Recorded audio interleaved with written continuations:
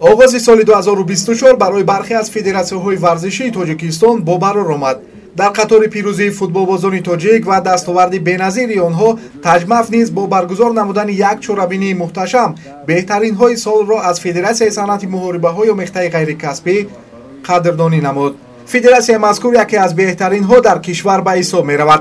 Варзишгарони ин ришта дар чемпионатҳои ҷаҳон, осиё ва дигар мусобиқаҳои байналмилалӣ дастоварди назаррасро соҳиб гаштанд.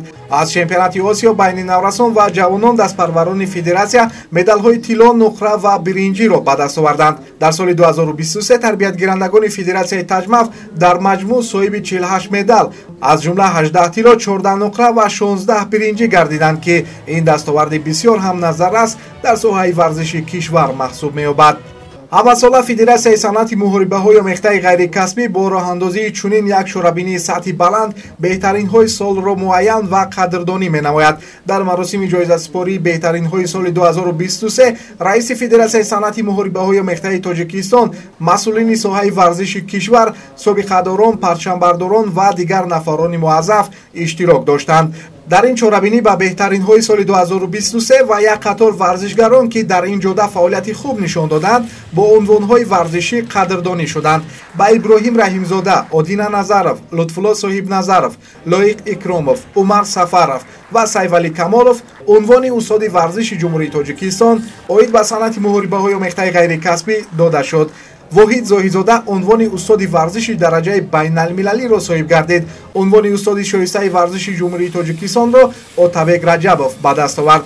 Бахтиёр Турсунов ва Рустам Зияев бо унвони мураббии шоистаи ҷумҳурии Тоҷикистон сарфароз гардонида шуданд.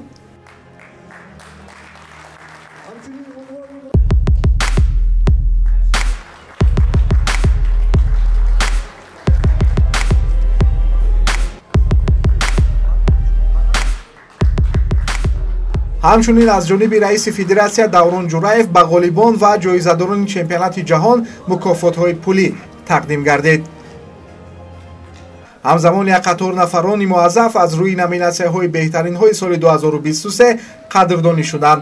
довари беҳтарини соли 2023 Довуд Мирсалимов, беҳтарин катмени соли 2023 Аъзам Тураев, мураббии беҳтарини соли 2023 байни наврасон Бахтиёр Турсунов, Рустам Зияев беҳтарин мураббии миёни калонсолон дар соли 2023, Холид Иқболшо мураббии пешрафти соли 2023, беҳтарин клуби варзишии соли 2023 Тим Лион зери роҳбарии Бахтиёр Турсунов, Ёқуб Искандарзода миёни синни соли 12-13 сола беҳтарин размовар дониста шуд. беҳтарин варзишгар дар соли 2023 миёни наврасони синни соли 14-15 сола ба Муҳаммад Саидзода насиб гардид. миёни синни соли то 16-17 сола ин унвонро Сайвалӣ Камолов ба номаш рақам зад. Одина Назаров миёни синни соли 18 то 20 сола соҳиби унвони беҳтарин варзишгари сол гардид. Қосим Сардоров беҳтарин варзишгари соли 2023 миёни синни солашон аз 18 боло интихоб шуд. Сарвар Ҳомидов варзишгари касбии ташкилоти Беллатор чеҳраи расмии Федератсияи таҷмаф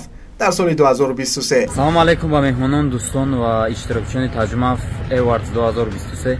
айни ҳол ман дар шаҳри Пхукет қарор дорам. аз ин сабаб ман ба шумо ба воситаи видео дар тамос баромадам. пеш аз ҳама ман хело шод шудам ки маро ҳамчун чеҳраи расмии таҷмаф дар соли 2024 интихоб кардаам. ҳар дафъае ки дар душанбе бошам, тамринҳои худро дар толори таҷмаф бо варзишгаронаш мегузаронам. бо роҳбарии федератсия хело ҳам хуб шинос ҳастам. онҳо маро дар касбам хело кӯмак мерасонанд. ман боварии комил дорам ки мо дар якҷоягӣ метавонем номи Тоҷикистони азизамонро дар арсаи байналмилалӣ муаррифӣ намоем. сипосгузории худро ба раиси таҷмаф Даврон Ҷураев барои дастгирӣ ва боварӣ мерасонам. Тоҷикистон ба пеш. ҳамчунин ба як қатор ташкилот ва сарпарастони федератсияи мазкур барои ҳамкориҳои назаррас сипосномаҳо тақдим карда шуд. ин намуди қадрдонӣ ман боварӣ дорам ки дар оянда оиди ҷалб намудани наврасон, ҷавонон ва калонсолон ба намуди варзиши санъати муҳорибавӣ албатта як нақш мебозад ва аз дигар тараф нафароне ки имрӯз ҷоиза гирифтаанд, онҳо ба фикри шахсии ман дар назди миллати тоҷик, варзиши тоҷик як хизмати шоиста карданд, зеро дар арсаи байналмилалӣ садо додани суруди миллӣ ва баланд бардоштани парчами миллат ин як дастоварди бузург аст ба ҳар як тоҷикистонӣ, ба ҳар як варзишгари тоҷик ва бо ин натиҷаҳо ҳамаи шумоёнро низ ман табрик мекунам. сар аз соли 2021 федератсияи таҷмаф беҳтаринҳои солро муайян намуда бо маблағҳои пулӣ, ҷоиза ва унвонҳо сарфароз мегардонад. ҳамасола шумораи беҳтаринҳо боло меравад ва ба муваффақияти тими мазкур дар чемпионати дохилии осиёӣ, байналмилалӣ ва ҷаҳонӣ дар соли ҷорӣ умед хоҳем баст.